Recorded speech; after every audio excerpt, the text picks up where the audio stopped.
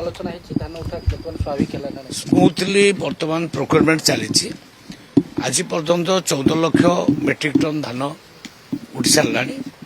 आमती किसी डिमांड थिला डिमांड अनुसार मुझे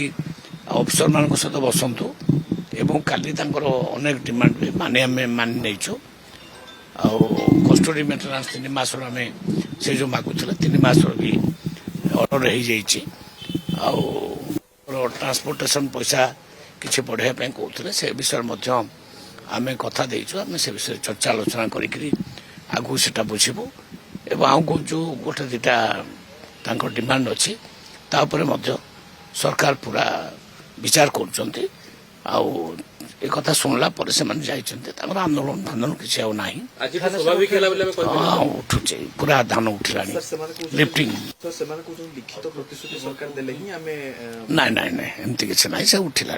कौन सी प्रोब्लेम ना सबू जिले में प्राय 19टा जिले में बर्तमान प्रोक्योरमेंट चलती।